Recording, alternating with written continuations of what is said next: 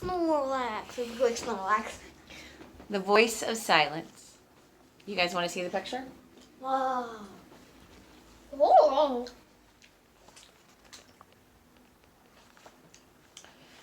Gladness buoyed Atreyu's heart as he strode into the forest of columns which cast black shadows in the bright moonlight. In the deep silence that surrounded him, he barely heard his own footfalls. He no longer knew who he was or what his name was, how he had got there or what he was looking for. He was full of wonder, but quite undismayed. The floor was made of mosaic tiles, showing strange ornamental designs or mysterious scenes and images.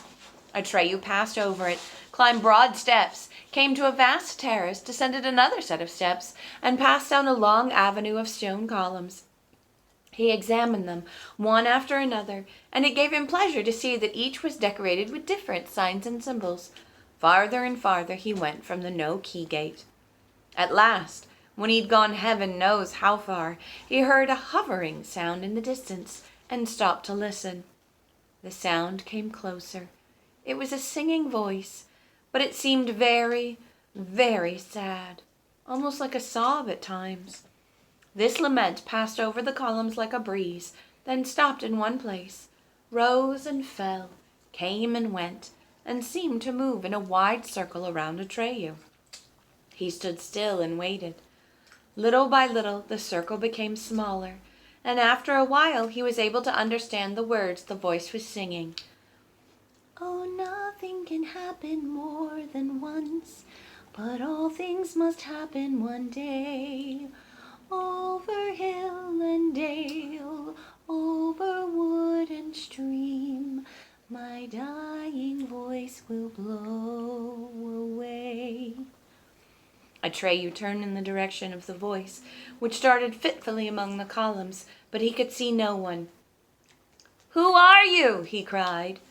The voice came back to him like an echo. Who are you? Atreyu pondered.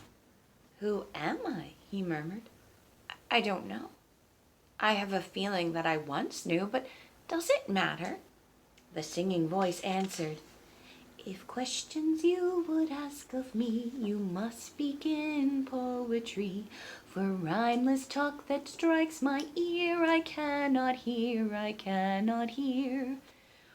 Atreyu hadn't much practice in rhyming. This would be a difficult conversation, he thought, if the voice only understood poetry.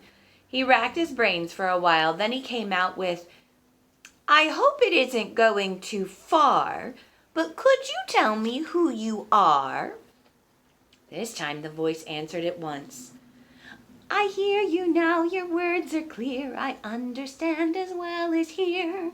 Then coming from a different direction, it sang, I thank you, friend, for your goodwill. I'm glad that you have come to me. I am you, la la la, the voice of silence in the palace of deep mystery. Atreyu noticed that the voice rose and fell, but was never wholly silent. Even when it sang no words or when he was speaking, a sound hovered in the air. For a time it seemed to stand still, then it moved slowly away from him. He ran after it and asked, Oh, Yulala, tell me where you're hid. I cannot see you and so wish I did. Passing him by, the voice breathed into his ear. Never has anyone seen me, never do I appear. You will never see me, yet I am here. Then you're invisible? He asked. But when no answer came, he remembered that he had to speak in rhyme and asked, Have you no body? Is that what you mean? Or is it only that you can't be seen? He heard a soft bell-like sound, which might have been a laugh or a sob, and the voice sang, Yes and no, and neither one. I do not appear in the brightness of sun, as you appear, for my body is but sound that one can hear but never see, and this voice you're hearing now is all there is of me. In amazement, Atreyu followed the sound this way and that way through the forest of columns. It took him some time to get a new question ready. Do I understand you right? Your body is this melody, but what if you should cease to sing? Would you cease to be? The answer came to him from very near. Once my song is ended, what comes to others soon or late, when their bodies pass away, will also be my fate. My life will last the time of my song, but that will not be long. Now it seemed certain that the voice was sobbing, and Atreyu, who could not understand why, hastened to ask, "Why are you so sad? Why are you crying? You sound so young. Why speak of dying?" And the voice came back like an echo. "I am only a song of lament. The wind will blow me away. But tell me now why you were sent. What have you come to say?" The voice died away among the columns, and Atreyu turned in all directions, trying to pick it up again. For a little while he heard nothing. Then, starting in the distance, the voice came quickly closer. It sounded almost impatient. "Eulalai's answers on questions feed, so ask me what you've come to ask, for questions are her need." Atreyu cried out, "Then help me, Eulalai. Tell me why you sing a plaint as if you soon must die." And the voice sang, "The childlike empress is sick, and with her Fantastica will die.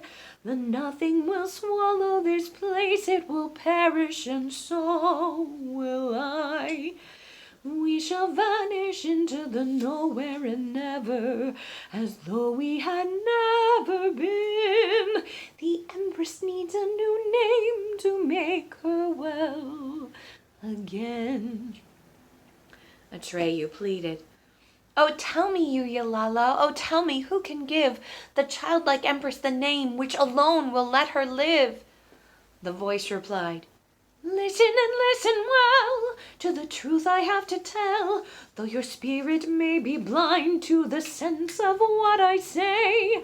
Print my words upon your mind before you go away. Later you may dredge them up from the depths of memory. Raise them to the light of day exactly as they flow from me. Everything depends on whether you remember faithfully." For a time he heard only a plaintive sound without words. Then suddenly the voice came from right next to him, as though someone were whispering in his ear.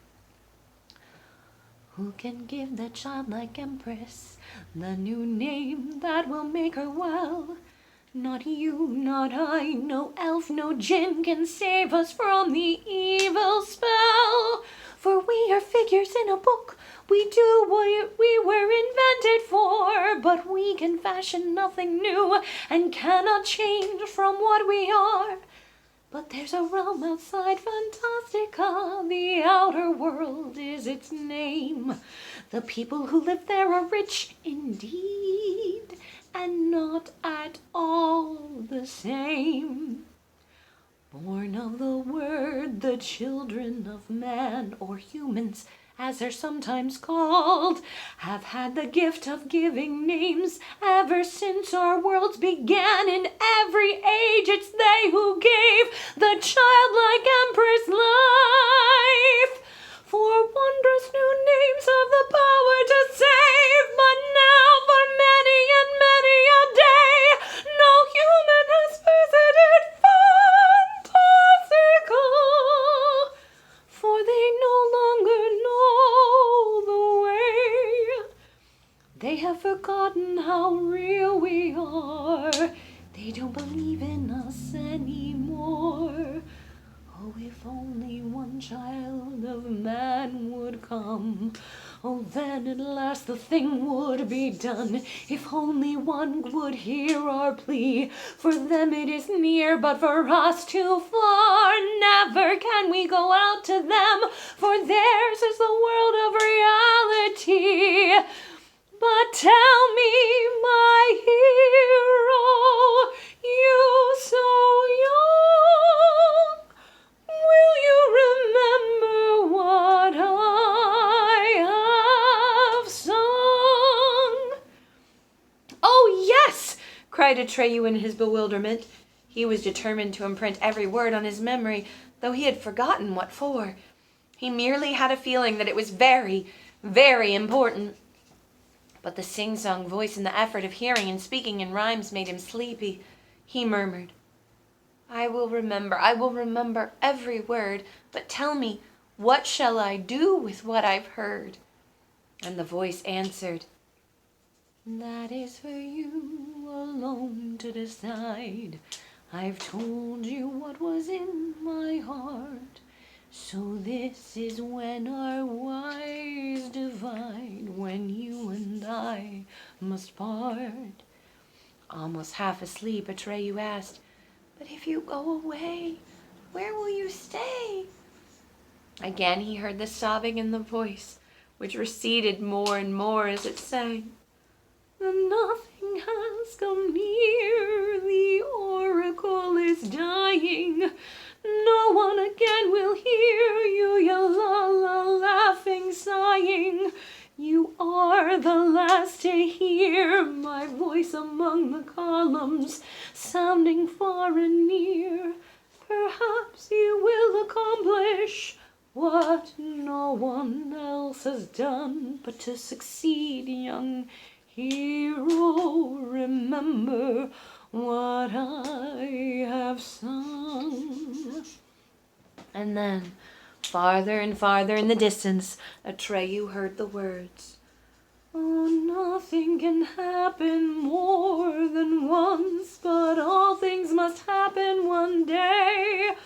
Over hill and dale, over wood and stream, my dying voice will blow away. That was the last Atreyu heard. He sat down, propped his back against a column, looked up at the night sky, and tried to understand what he had heard. Silence settled around him like a soft warm cloak, and he fell asleep. When he awoke in the cold dawn, he was lying on his back, looking up at the sky. The last stars paled. Yalala's voice still sounded in his thoughts. And then suddenly he remembered everything that had gone before and the purpose of his great quest. At last he knew what was to be done. Only a human, a child of man, someone from the world beyond the borders of Fantastica, could give the childlike empress a new name. He would just have to find a human and bring him to her. Briskly he sat up. Oh, thought Bastian, how gladly I would help her and Atreyu too. What a beautiful name I would think up. If I only knew how to reach Atreyu, I'd go this minute. Wouldn't he be amazed if I were suddenly standing before him? But it's impossible. Or is it? And then he said under his breath, if there's any way of my getting to you in Fantastica, tell me, Atreyu. I'll come without fail. You'll see. When Atreyu looked around, he saw that the forest of columns with its stairways and terraces had vanished. Whichever way he looked, there was only the empty plain that he had seen behind each of the 3 gates before going through. But now the gates were gone, all 3 of them. He stood up and again looked in all directions. It was then that he discovered, in the middle of the plain, a patch of nothing like those he'd seen in the howling forest. But this time it was much nearer. He turned around and ran the other way as fast as he could. He'd been running for some time when he saw, far in the distance, a rise in the ground, and thought it might be the stony rust-red mountains where the great Riddle Gate was. He started toward it, but he had a long way to go before he was close enough to make out any details. Then he began to have doubts. The landscape looked about right, but there was no gate to be seen, and the stones were not red, but dull gray. Then, when he'd gone much farther, he saw 2 great stone pillars with a space between them. The lower part of the gate, he thought, but there was no arch above it. What had happened? Hours later, he reached the spot and discovered the answer. The great stone arch had collapsed, and the sphinxes were gone. Atreyu threaded his way through the ruins, then climbed to the top of a stone pyramid and looked out, trying to locate the place where he had left the gnomics and the luck dragon. Or had they fled from the nothing in the meantime? At last he saw a tiny flag moving this way and that behind the balustrade of Engiwook's observatory. Atreyu waved both arms, cupped his hands around his mouth, and shouted, "Ho! Are you still there?" The sound of his voice had hardly died away when a pearly white luck dragon rose from the hollow where the gnomes had their cave and flew through the air with lazy, sinuous movements. He must have been feeling playful, for now and then he turned over on his back and looped the loop so fast that he looked like a burst of white flame. And then he landed not far from the pyramid where Atreyu was standing. When he propped himself on his forepaws, he was so high above Atreyu that to bring his head close to him, he had to bend his long, supple neck sharply downward. Rolling his ruby-red eyeballs for joy, stretching his tongue far out of his wide-open gullet, he boomed in his bronze bell voice. "Atreyu, my friend and master, so you finally come back. I'm so glad. We had almost given up hope, the gnomes. The gnomes, that is, not I." "I'm glad too," said Atreyu, "but what has happened in this one night?" "One night?" cried Falkor. "Do you think it's only been one night? You're in for a surprise. Climb on. I'll carry you." Atreyu swung himself up on the enormous animal's back. It was his first time aboard a luck dragon, and though he had ridden wild horses and was anything but timid, this first short ride through the air took his breath away. He clung fast to Falkor's flowing mane, and Falkor called back with a resounding laugh, "You'll just have to get used to it." "At least," Atreyu called back, gasping for air, "you seem to be pretty well." "Pretty near," said the dragon, "not quite." Then they landed outside the gnome's cave, and there in the entrance were Ingiwook and Urgel waiting for them. Ingiwook's tongue went right to work. "What have you seen and done? Tell us all about it. Those gates, for instance, do they bear out my theories? And who or what is Yulala?" But Urgel cut him off. "That'll do. Let the boy eat and drink. What do you think I've cooked and baked for? Plenty of time later for your idle curiosity." Atreyu climbed down off the dragon's back and exchanged greetings with the gnomes. Again, the little table was set with all sorts of delicacies and a steaming pot of herb tea. The clock in the belfry struck 5. Bastian thought sadly of the 2 chocolate nut bars that he kept in his bedside table at home in case he should be hungry at night. If he had suspected that he would never go back there, he could have brought them along as an iron ration, but it was too late to think of that now. Falkor stretched out in the little gully in such a way that his huge head was near Atreyu and he could hear everything. "Just imagine," he said, "my friend and master thinks he was gone for only one night." "Was it longer?" Atreyu asked. 7 days and 7 nights, said Falkor. "Look, my wounds are almost healed." Then, for the first time, Atreyu noticed that his own wound too was healed. The herb dressing had fallen off. He was amazed. "How can it be? I passed through 3 magic gates. I talked with you, Yulala, then I fell asleep. But I can't possibly have slept that long." "Space and time," said Ingiwook, "must be different in there. Anyway, no one has ever stayed in the oracle as long as you. What happened? Are you finally going to speak?" "First," said Atreyu, "I'd like to know what has happened here." "You can see for yourself," said Ingiwook. "The colors are all fading. Everything is getting more and more unreal. The great riddle gate isn't there anymore. It looks as if the nothing were taking over." "What about the sphinxes? Where have they gone? Did they fly away? Did you see them go?" "We saw nothing," Ingiwook lamented. "We hoped you could tell us something. Suddenly the stone gate was in ruins, but none of us saw or heard a thing. I even went over and examined the wreckage, and do you know what I found? The fragments are as old as the hills and overgrown with gray moss, as if they'd been lying there for hundreds of years, as if the great riddle gate had never existed." "It was there, though," said Atreyu under his breath, "because I went through it. And then I went through the magic mirror gate and the no key gate." And then Atreyu reported everything that had happened to him. Now he remembered every last detail. As Atreyu told him his story, Engiwook, who at first had impatiently demanded further information, became more and more subdued, and when Atreyu repeated almost word for word what Yulala had told him, the gnome said nothing at all. His shriveled little face had taken on a look of deepest gloom. "Well," said Atreyu in conclusion, "now you know the secret. Yulala is just a voice. She can only be heard. She is where she sings." For a time, Engiwook was silent. When he spoke, his voice was husky. "You mean she was?" Yes, said Atreyu. She herself said no one else would ever hear her speak. I was the last. 2 little tears flowed down Ingiwook's wrinkled cheeks. All for nothing, he croaked. My whole life work, all my research, my year-long observations. At last, someone brings me the last stone for my scientific edifice. Finally, I am in a position to complete my work, to write the last chapter, and it's absolutely futile and superfluous.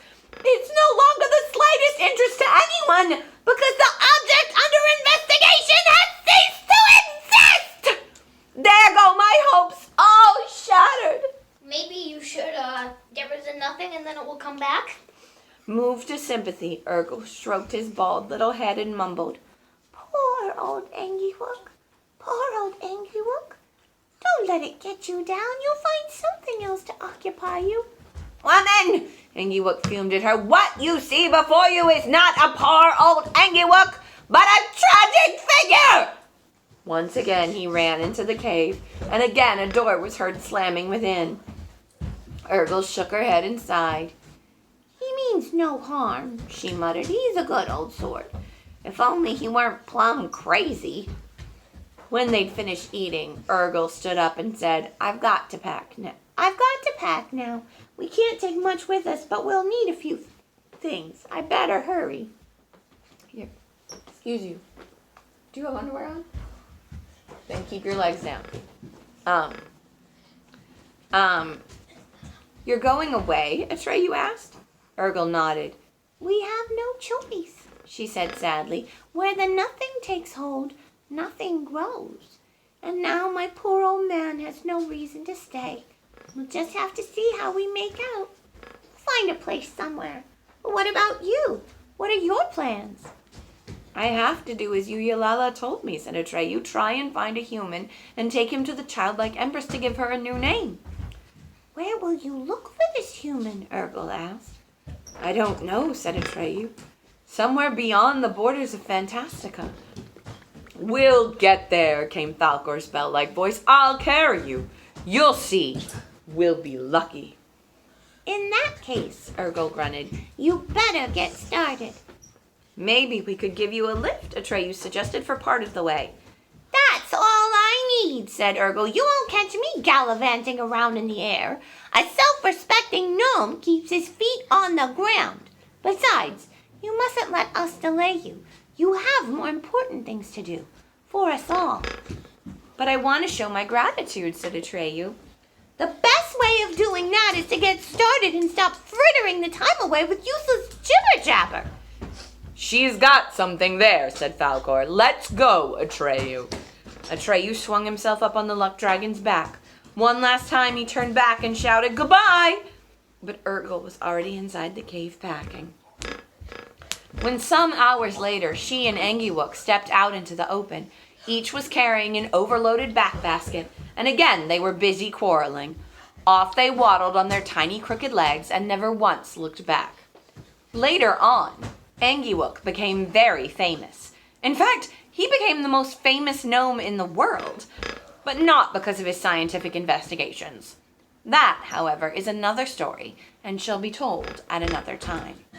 At the moment when the two gnomes were starting out, Atreyu was far away, whizzing through the skies of Fantastica on the back of Falcor, the white luck dragon. Involuntarily, Bastian looked up at the skylight, trying to imagine how it would be if Falcor came cutting through the darkening sky like a dancing white flame, if he and Atreyu were coming to get him. Oh my, he sighed, wouldn't that be something? He could help them, and they could help him. He would be saved, and so would Fantastica.